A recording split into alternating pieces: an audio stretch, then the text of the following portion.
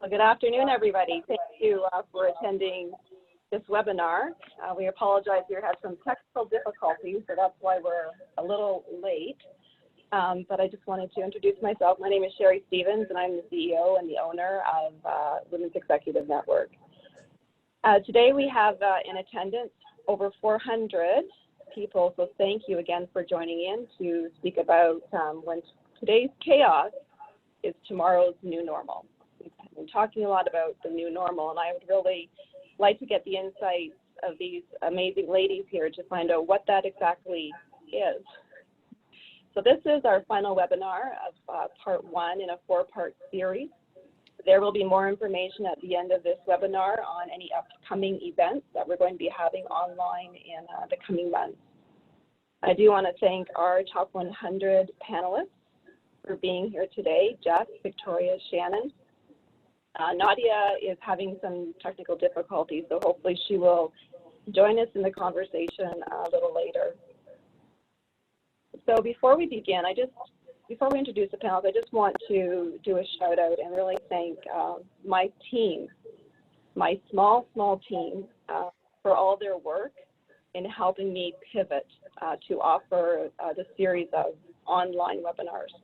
It's really been a challenge for us. As you know, we do have live events, so they have been amazing, and just we've grown so much closer, actually, by being virtual. So I want to thank Karen, Denise, Gary, and Virginia. I'm going to send you a virtual high 5, high 10. Thank you so much. I know you're out there watching me and watching us. I just want to take just 1 minute to pay tribute to Nova Scotia. I just want to remember the victims and the heroes at this incredibly challenging time for them. So if anybody is in the audience that is from the Nova Scotia Atlantic Coast, or anybody that you know there, just our hearts are with you, and our thoughts and our prayers at this time. So moving on, I would like to have each of the panelists do a quick introduction. If you could please, we have all of our top 100 here, some are entrepreneurs, and we have one that is an executive lead for our global organization. So if I could just start with you, Shannon, if you could please introduce yourself. And Sure. Thank you so much. So my name is Shannon Susko. I have had the pleasure of growing up 2 companies over the last 15 years, and currently I'm the founder and CEO of a global high growth business coaching organization with 70 coaches globally. Thank you very much. Victoria? Thank you, Sherri. Well, Wejuseg. My name is Victoria LaBillois from Listigouche in the Gaspé Peninsula of Quebec.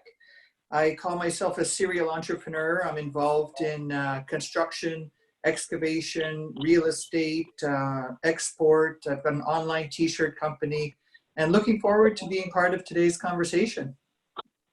Perfect, thank you. Jess? I'm Jess Tetu, and I'm from Saskatchewan, Saskatoon. I'm the owner of 4 Just For You Day spas across Saskatchewan and Alberta. I'm the founder and CEO of Reese Canada, a beauty product line. I'm co-founder of Entrepreneur 306. I do business consulting, and I am a national public speaker. Super excited to be here today with these amazing ladies. Great, we're excited to have everyone here today. Thank you. So I think we're going to look at the poll questions next. We have, so I'm just make sure I do this right. There we go. So you'll see the poll questions. What is the #1 most important lesson you have learned through the COVID-19 experience as a leader? Take a few minutes and ask the audience to vote.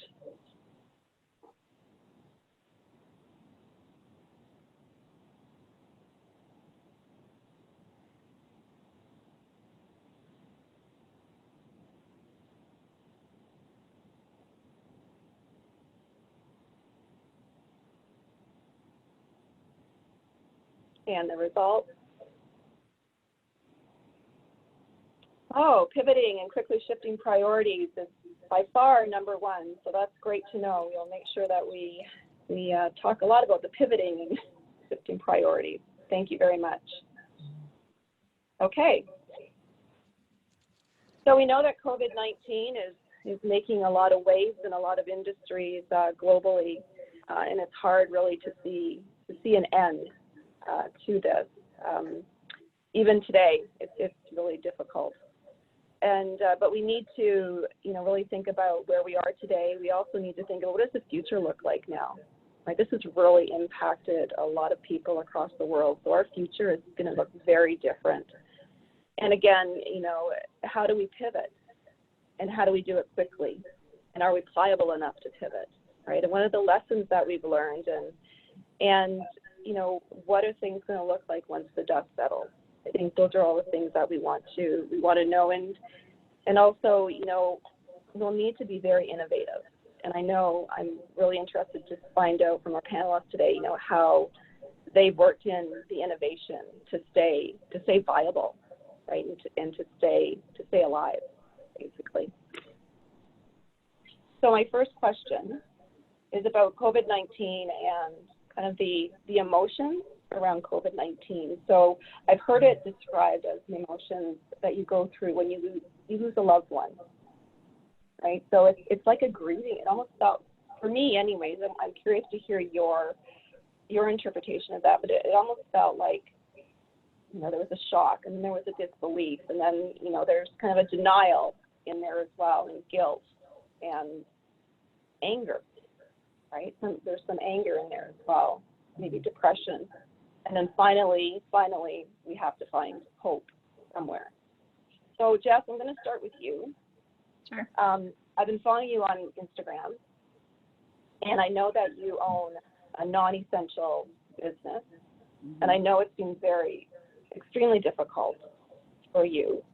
I know you've had a lot of late nights, right, pacing the floor, not really knowing, what to do. Definitely an emotional roller coaster ride for you. So can you tell me, how is your businesses being affected by COVID-19? And tell me about the emotions that you went through. And then tell me about any innovation that you use to meet these challenges.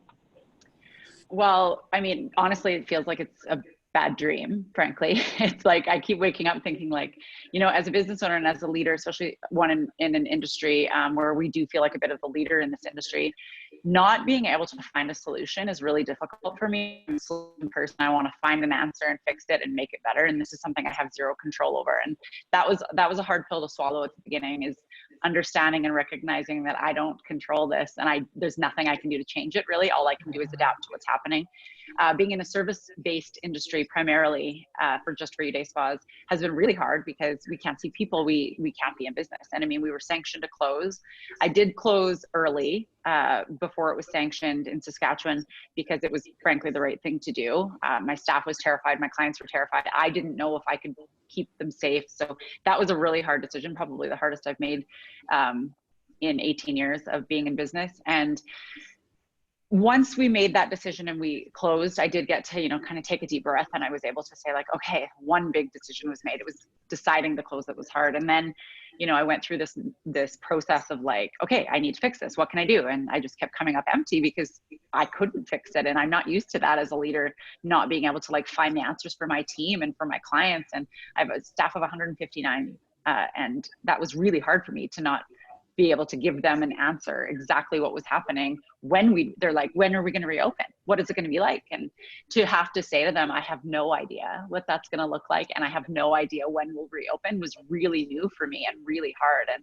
And it was scary, and I didn't like it at all. And all I could really do is decide to like, I got to do anything that I can. I can't sit back and wait. That's the worst thing you can do right now, is just sit back and like, hope for the best.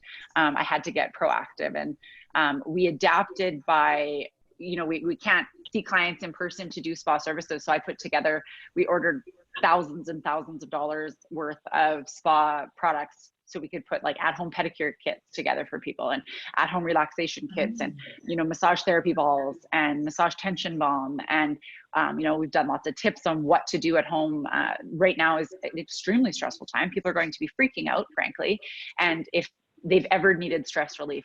Now more than ever, it is needed. And so we did adapt to that and put together these spa packages and have them, you know, available for curbside and shipping out and that kind of thing. How did that go? And that was, it went really, really well, actually. I mean, I think primarily we have really supportive people in this province and in Canada, frankly. And so a lot of people, you know, are recognizing that small businesses need that support right now. And so we've been getting a lot of orders instead of, you know, online Amazon orders. People have been really supportive, but we built those relationships long ago. It's not all about what we're just doing right now. It's what we've done over the last 15, 18 years with those clients. We've built those relationships with our community, and that's why I believe like we'll be okay. But it certainly has not been easy. Anyone who says it's been easy is either not in it deep enough or is lying, because this has not been easy. Nothing about or they're this in has been denial. easy. They're in denial, right? Yeah, or in denial. Yeah, but it's been very, very difficult to not have those answers. We've just recently were listed as phase 2 to reopen May 19th, yes.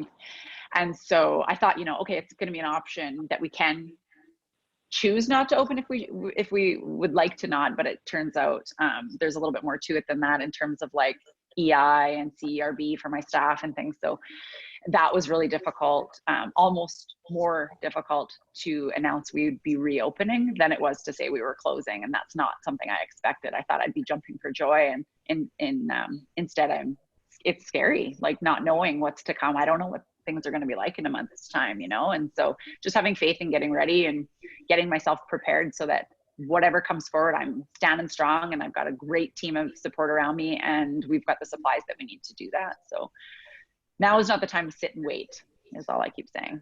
Get proactive, get productive, stand your ground. Yeah. You know, if you got to get mad to do it, get mad to do it, you know, but now is not the time to sit and feel sorry for ourselves as business owners. We have to get proactive. That's really my biggest takeaway from what's going on right now emotionally. All right, thank you. Just hold that thought. We'll come back when we talk about the future and what that means for your business and others. Victoria, construction industry, how has this affected you in your business? First of all, let me say I'm glad you started with asking how this impacts us emotionally. I think that's where we need to be strongest. Construction industry, as you're well aware, Quebec had shut the industry down to protect its workers.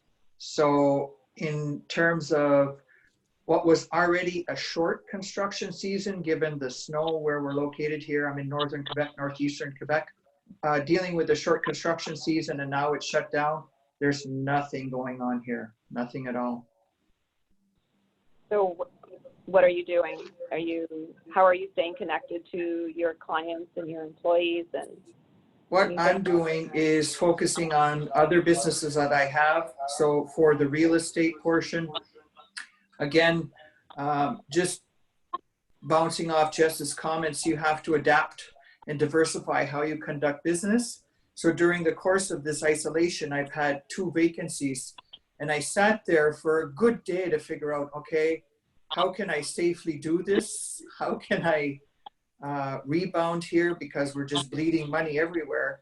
And there are ways to do it, you know, using electronic transfer, using tools such as Zoom. You get it done. No time to feel sorry for yourself, just get it done.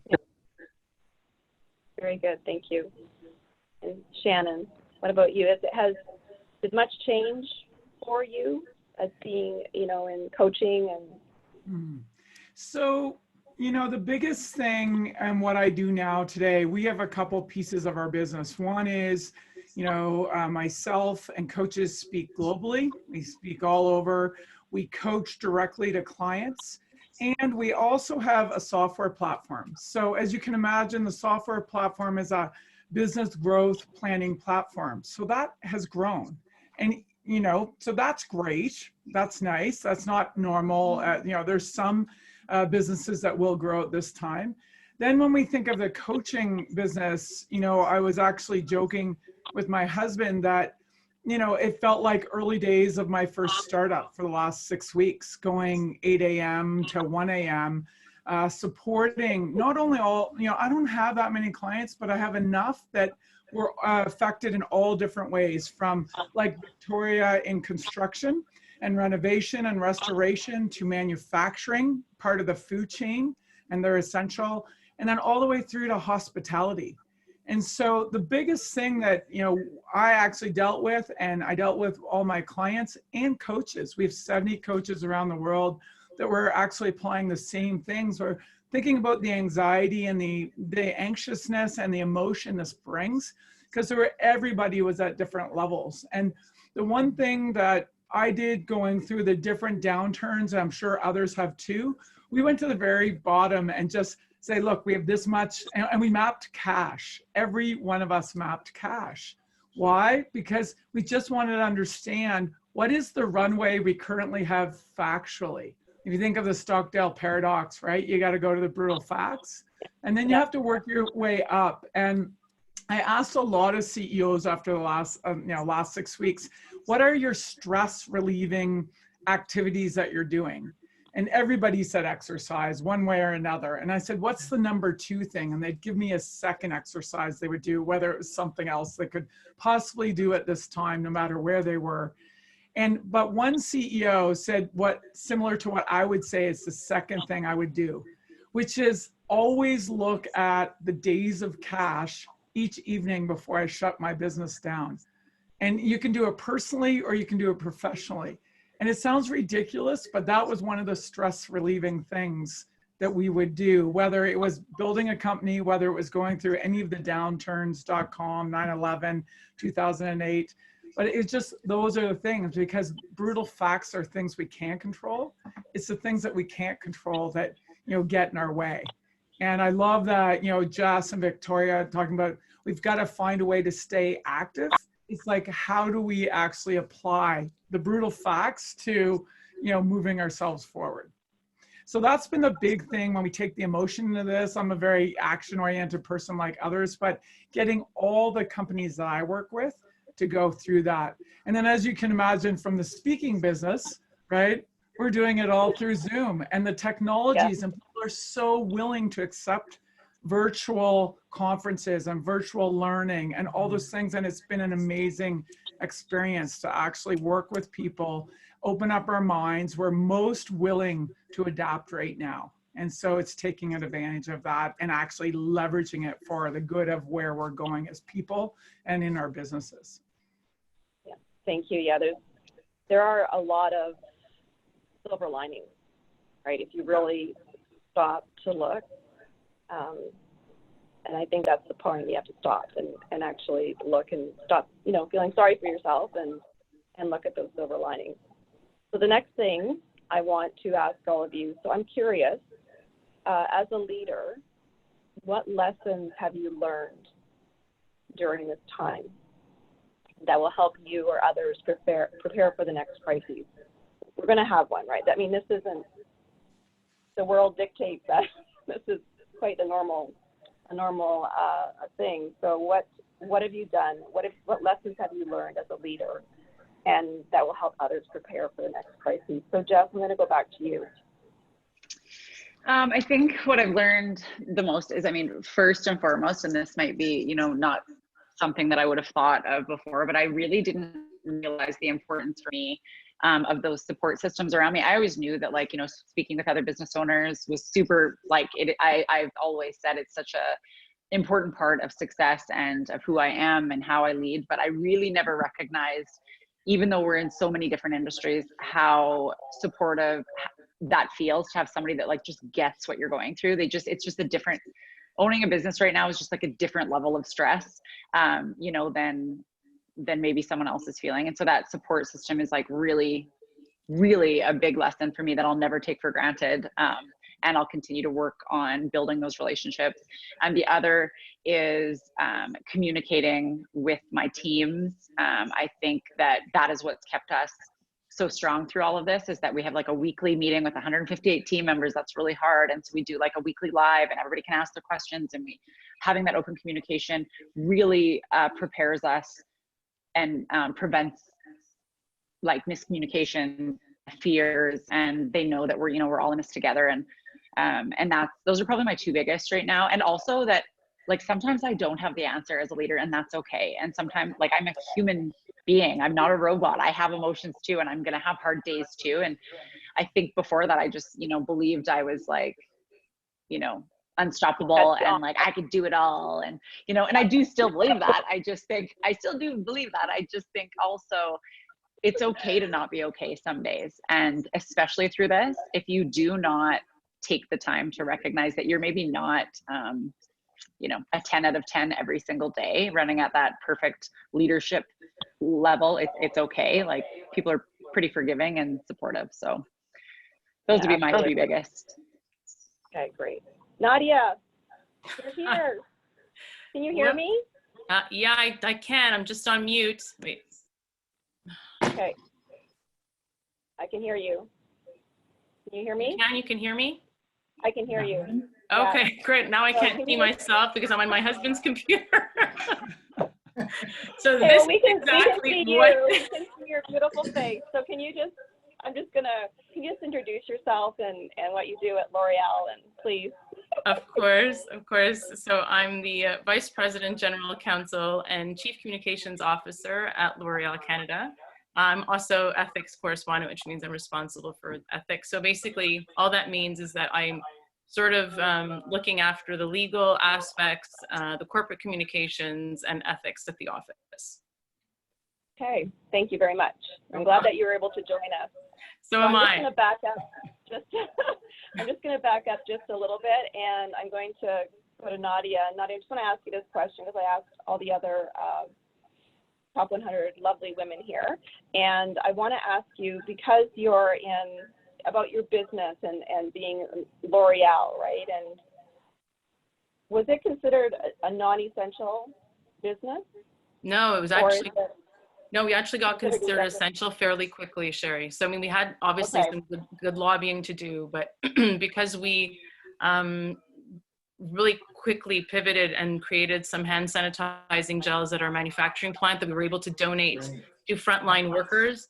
But we also, don't forget, we also produce things like shampoos and deodorants and moisturizers. Right. And believe it or not, the nurses and the doctors were really not like, after having used the hand sanitizing gels, we're desperate to get some moisturizers. So we quickly kind of turned around and were able to really be considered an essential service. Of course, the rest of the business, you know, is very different. You know, we've had a lot of impact, of course, but no, we were actually considered essential. I mean, I'm glad that you're an essential. That's great, because I know one thing, that the hair color has been flying off the shelf. I'm pretty sure of that. Not exactly. For me, yes, I know. For a lot of women. I'm working very smart. I'm working very hard on getting those salons open now, safely. Okay, very good. Just quickly though, we were also talking about the emotions that this has really triggered in people. It's almost like losing a loved one. Can you tell us, like, what kind of emotions you went through when you knew that, you know, L'Oreal may not be considered an essential business, and all the employees that you had, manufacturing facilities? Can you just kind of tell us how you went through this personally? Yeah, sure.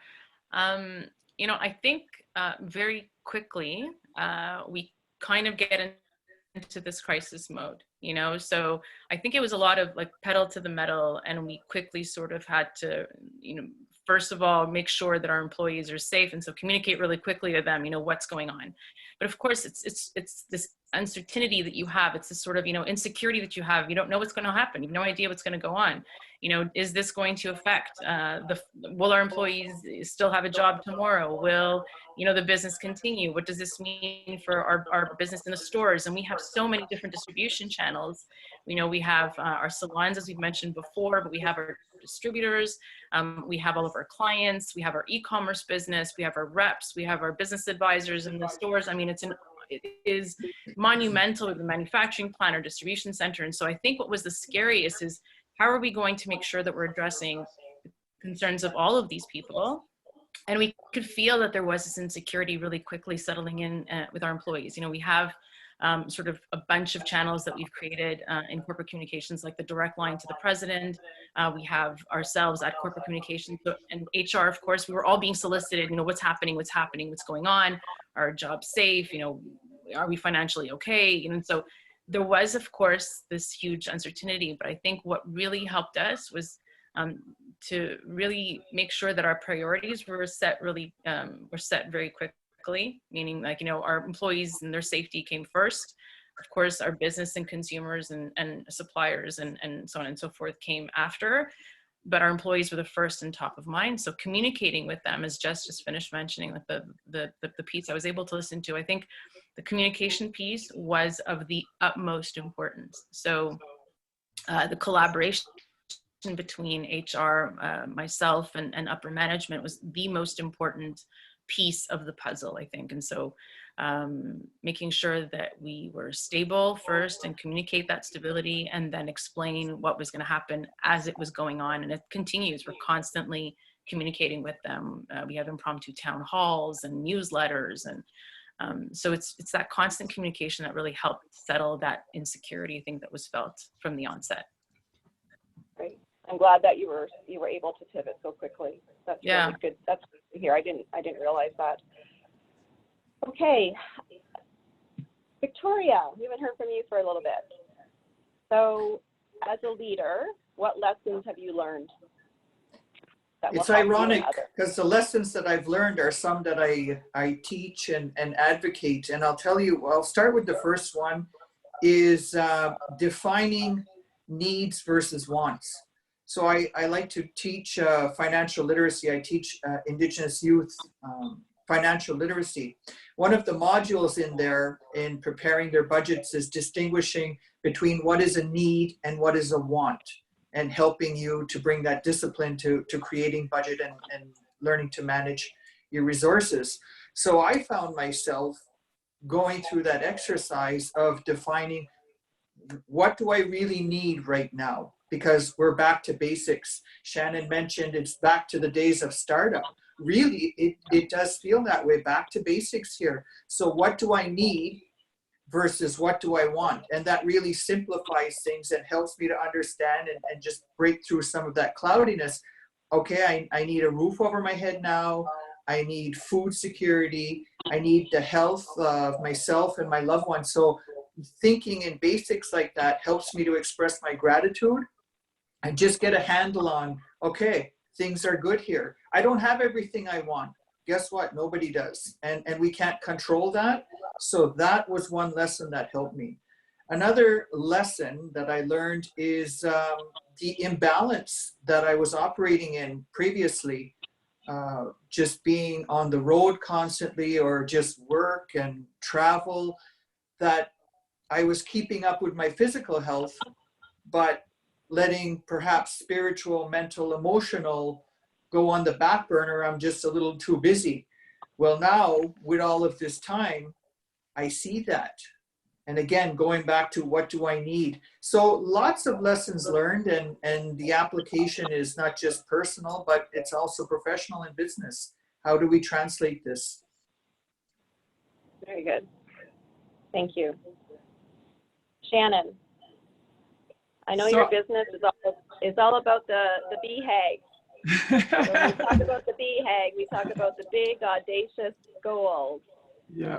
So I want, and I know you help companies move forward, right? And I think, just based on the question from the poll, and how do we pivot? What do we do next? And so I want to start with you on this question. So can you just, what advice or tips would you give someone who's just not sure what to do next, or even just how to pivot?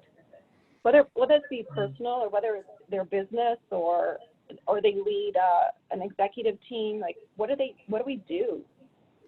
Well, I love that, because that is what we've been working on for the last 6 weeks, with an unknown sort of, it's dark at the end of the tunnel. I was saying thread the needle, but now it's a tunnel we need to go through. And Victoria, really appreciate your comments, because it gets back to needs and what are the things we need to do to get through the tunnel.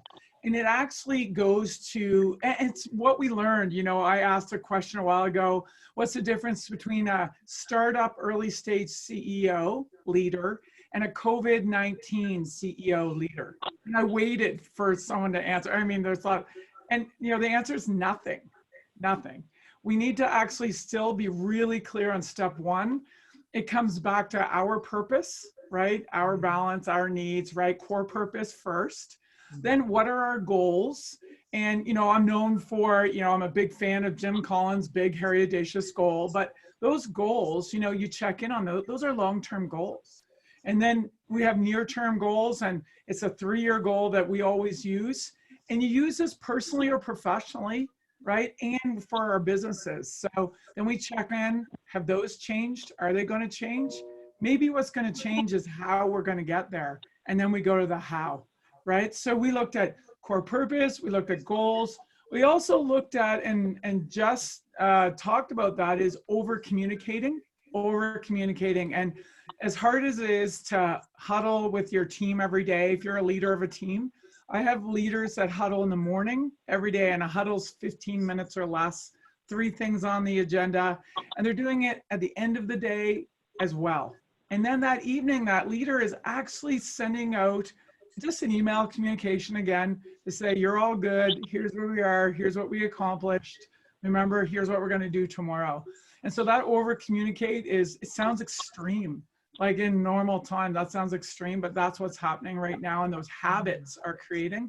And then the last piece, whether it's personally, professionally, whether it's in your team, is looking at the fiscal assumptions now with not knowing the light at the end of the tunnel, but you've got to actually, and we say it a lot, we've got to gut it out right now.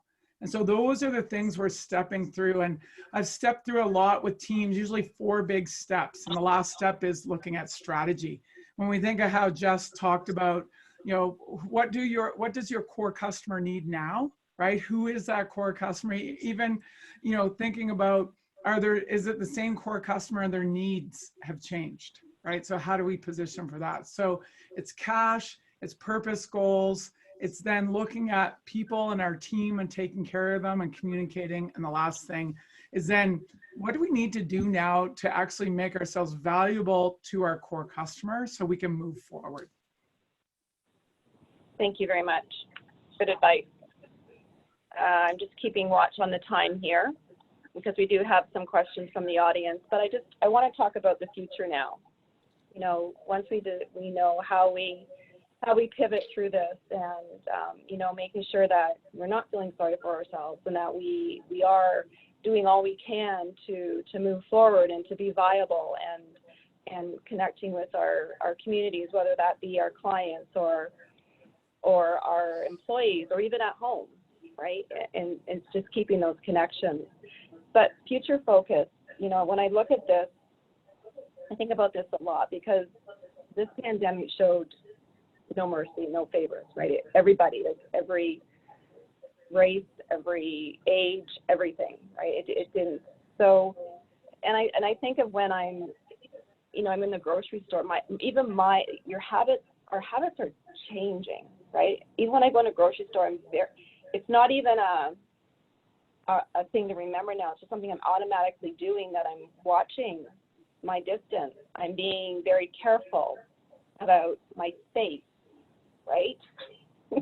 And I'm finding myself distancing without really thinking about it. And, I don't think I've ever washed I'm a clean person. I don't think I've ever washed my hands and being so aware of it as much as I do now. And, I'm also very aware of those that are not playing by the rules, right? And I'm thinking, like, this is serious. Like, what are you doing? But on the same instance, I also see a lot of kindness out there, and a lot of compassion as well. It feels a little different when you're out getting groceries or you're seeing people. So this is just a quick post COVID-19, a very quick question for all of you. So what is next, right? So this has significantly changed our world. It's changed the way we think. It's changed the way we interact with people, our trust, our boundaries, and it's definitely elevated our phobias and our anxiety. So everyone speaks of this new normal. That's all I hear anymore, is the new normal. So what do you think that means? And what does our brave new world look like going into the future? So Nadia, what do you think? So I'm actually going to sort of echo a little bit of what you said and also what Shannon just finished saying. I think that we have to really look at things very differently now. But at the same time, I think we still have to harness what made us good and sort of understand sort of what our state of affairs were before, so that we don't pivot and entirely change everything, you know. So going forward, you're right, Shannon, in looking at the goals and how your consumers are changing and their needs are, but I think that you also have to harness what you were doing so well before and just kind of pivot from there. So just on that front, but to what you said, Sherri, what's really interesting is I think that that sense of sort of humanity, that sense of collaboration and that sense of compassion that has been instilled now, because it's pretty much well touched every single person. I don't think COVID's ever going to be a word we won't be able to say, you know, it'll be impossible. I think there was pre and now post-COVID. So I just see it within the family units. I see it even outside. It's been translated in so many ways, from you know, helping our neighbor who is elderly getting groceries, to making sure that we're telling our network of friends and of coworkers, you know, where they can get different homeschooling tips or whatever it is. I think that that sense of collaboration and of help and of aid is something that I'm hoping will continue after, and it'll kind of be part of our new normal. I think that it's something that's really been very positive from something that actually is quite devastating in some areas. And I mean, some are experiencing loss, some are experiencing tremendous difficult moments. I mean, I think that we can't ignore that it's very, very difficult for a lot of people.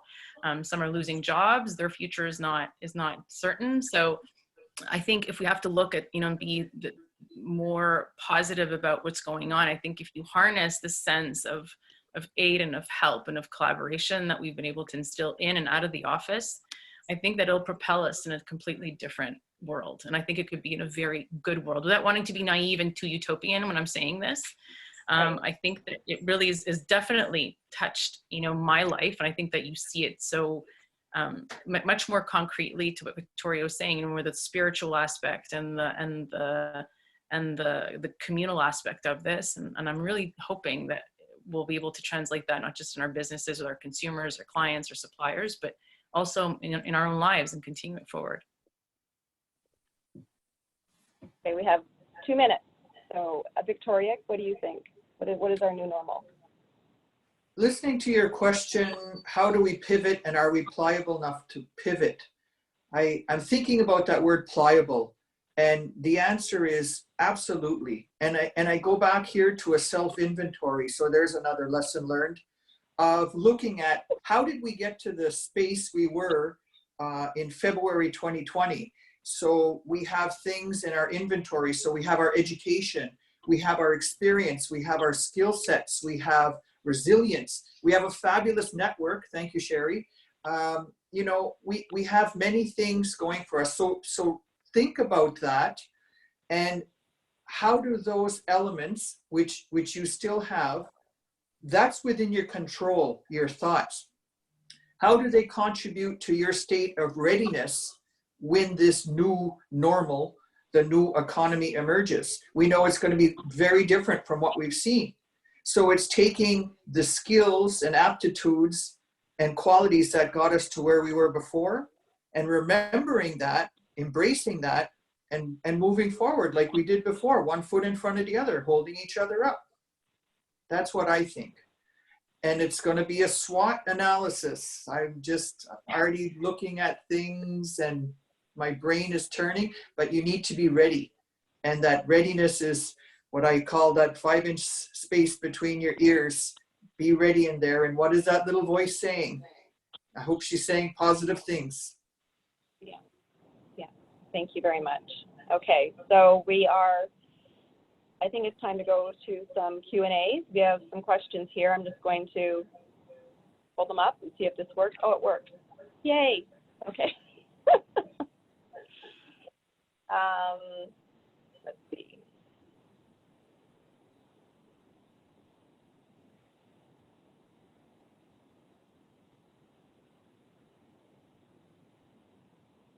One second.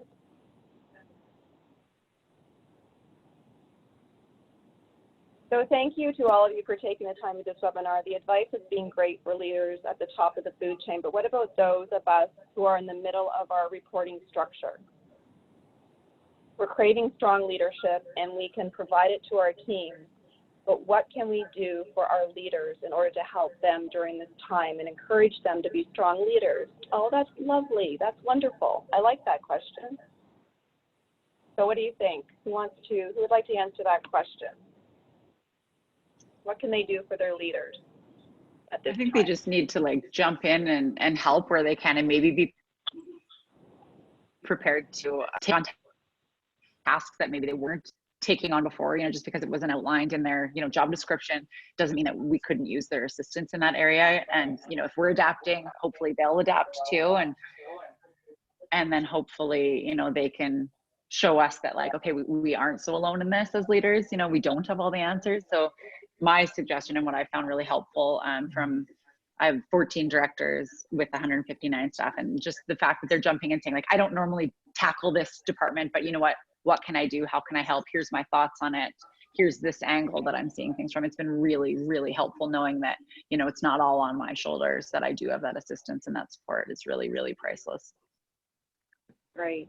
Who else would like to? Yeah, if I can jump in, I think that the most important thing that I think my team or any person that's in that sort of role, the more supportive role, or as you say, reporting roles, I think probably the most important thing is to also be as compassionate towards us as we're trying to be towards them, because we're also human. We're in the thick of this as well. We're going to make mistakes. We're not going to have Zoom meetings that always work, and we're going to have all sorts of things that are going to be happening to us. I have to log in through my husband's account, so it's all good. So I think that, you have to, I think you have to have that sense of just understanding and just be good both ways. And I think that you have to manage up as well as manage down. So, but definitely what Jess is saying, I mean, if you can lend a hand in any way whatsoever, any skill set that you want to use, this is really the time to use it. And to just, go in feet first and just give that extra help if you can, for sure. And also remembering that like, this isn't a business's problem. Like I keep saying to my team, like, this isn't a JFY problem. This is a world problem. Like this is not a like, well, I just felt like laying 159 people off. Like, this wasn't a me decision. This was a world problem that we're all adapting to. And we are just doing the best we can. And that's the biggest thing that I hope they recognize, is that we are fighting as business owners to like make sure that they have careers to come back to and solid security to come back to. We're working around the clock, and that might not be something that they see, but I hope that they would recognize that that's happening. Yeah, absolutely. Shannon or Victoria, do you want to add anything? Yeah, I would just add, what I asked of my team is just, let's put our, like, anyone who works with me is just jog, run with me. So put yourself in my shoes is what's been Nadia said and Jess said, and just think about that. And it's really thinking about all the things that I'm not thinking about. That's why I want them to be in my shoes and just run with me. And I'm going to go like pretty fast across here and just, run with me. And we're in a virtual world. So that's really interesting, right? How do you run with someone in a virtual world? You have to be extra communicative. And so that's on me too, right? It's a two-way street that I can be as communicative as possible so they know where we are going through this. It's probably the number one thing, is communicate often is probably the best. Like, even if it's something that you'd never communicate on before, if it's not even in your world, it will be welcomed as a leader. I think it's the fear of the unknown, right? For staff, the fear of the unknown. They don't know what. Yeah. That open communication is really going to help them through that. So I just say come with, and it's harder to come with when we're virtual, right? Yes. It's easier to like go over here together and go over there together, but it's a different world. At least we have that. We didn't have that 15 years ago or 10 years ago. No, so. I know. Yeah. Right. I was saying that to my team too. Wow, it's a good thing we have this now. Yeah. What would we have done? Oh yeah. Yeah. Yeah. Oh, yeah. So it's, sometimes it's a curse, but this time I think it was a blessing. Yeah. So. Okay, Victoria, do you want to add anything before I ask the next question? I'm good. I think the ladies captured that really well. Okay, I'm going to go look. I'm going to go back now and look at other questions. So here's a question. Do you think that you will keep most of the changes that you've put in place post-COVID? I don't have a choice. I think the health regulations in my industry are going to stay pretty strict for a long time. So I'm going to follow what I'm, very outlined to do, and probably for a very long time, just for my own sanity and security. And yeah, it's going to be a different world for sure. Not a bad one, just different. Yeah, and I would say, jump in that I would say for what I do in a business and even what my business is, all the leaders and all the feedback from all the companies out there, yeah, they're going to adjust. And I think, Jess, you said it at the beginning, but everyone's adjusting, how they will meet, how they will communicate. And it won't only be virtual, because you'll want someone in person, but they see some efficiencies, lots of it, and they see lots of good things, and they now know that the impact of this is great, is good. And so we see a lot of things changing, right down to all the back-end efficiencies, all the electronic payment, e-commerce, all that stuff. Like, people are like, it's about time. Some people are like, we're getting the things we should have got to so long ago. This just forced us to do it, and we'll keep it going. So I would say, yes, there's many things that will evolve how we do business more efficiently out of this. And productively. It's pretty exciting, actually. Yeah, it is exciting. Victoria, Nadia, you want to add anything? I think we're going to see our new habits continue, and just thinking how the human mind works, trying to develop a new habit, 30 days, right? Well, we're 2 months in. Yeah. We've already created new habits and new good habits. I mean, washing your hands 25 times a day, there's a new habit. Mastering Zoom and giving ourselves permission. Jess stated this at the onset of, you know what, maybe you're having a bad day and maybe you're not at full capacity, and we just push through and don't give ourselves that space. But I think we've been forced into that now. So there's giving yourself permission to be human and to emote. Yeah, I think we're going to see lasting impressions from this. Yeah. I think we'll all be a little bit more cautious going forward too. Oh, definitely. Nadia, do you have anything you want to add to that? No, the only thing I think that, I mean, everyone else pretty much I think has covered it. The only thing I think with this crisis has done, it's really led us to challenge any beliefs we had before on working from home, on virtual meetings, on the capacity of employees to work, from different places, even though we were very conscious of it. And I think that we were already doing it. We already had this a policy where people can work 2 days a week, from home. But I think that now more than ever, there'll be this trust in the fact that people will be working from home, and it won't even be a question in our minds if it's possible or not. I think that it would be naive to think otherwise at this point. So some changes I think will be very, very positive, as we said before and everybody else has said, and I think they'll just be propelled forward for sure. I agree. Okay, so we are at 1:55. We're doing really well. So I have these questions that we're not on your briefing. So, but I just want to, because, at times like this too, we need, oh, Jess, we lost Jess. There she is. We need levity too, right? Like we need to remember to laugh as well, right? And, this too shall pass, and we will get back to our normal and with our families, we'll be able to hug them again eventually. So I think we need to remember that, right? There's got to be some levity around this. So I have some rapid fire questions for all of you. You ready? Oh, no. Okay, we're going to start with Shannon, and then we're just going to work our way. Oh, now Nadia, you're over here now. Okay, Jess, and Jess is there. Okay. Okay, Shannon. So what supply in your house is running low? Shannon. Maple syrup. Nadia. Flour, white flour, believe it or not. Yes. Snacks or anything that I like to eat with teenage kids in my house. Victoria. Cleaning supplies. Yeah. We just went on an all-out spring clean blitz. So how many of you have made bread during this whole? Nope. No? Only you and I. I make bread all the time, but I've made it way more. Yeah, I can't find yeast right now. So, okay. So, what has been your go-to comfort food during COVID-19? Victoria. Ooh. Mashed potatoes. With Yes. anything, mashed potatoes. Yes.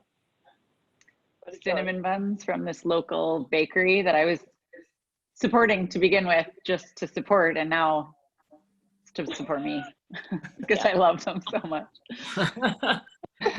Not pasta. It's always been pasta, and I think it'll continue to be pasta. And mine's been molasses cookies.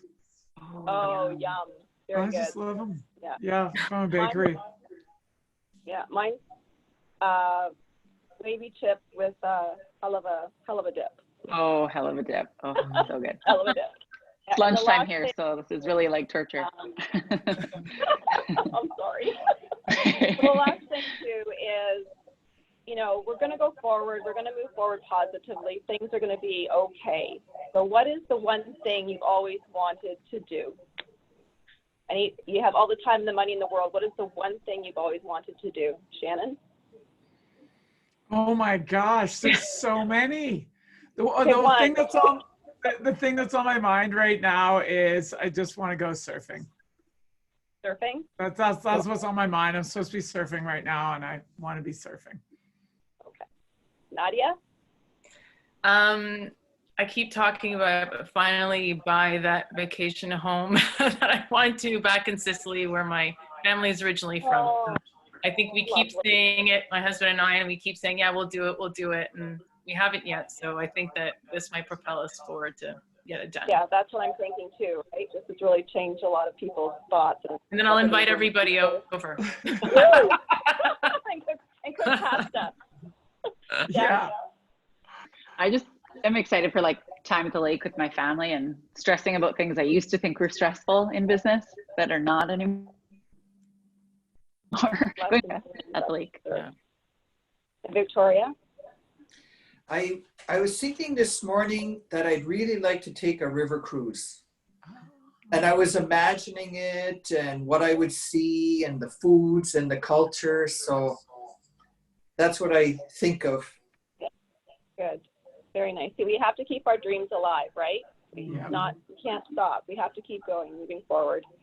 So we're at 1:59. I know we're a little late coming on, so we're just going to pull up some slides now. Gary, if you could pull up the slides. I just want to go through a few things. Our Top 100 nominations are open. All these wonderful women that you just heard from are Top 100 Award winners. So I would really encourage you to nominate somebody in your community or your network or even yourself. They are opened until June, and we have our gala, fingers crossed, in November 25th.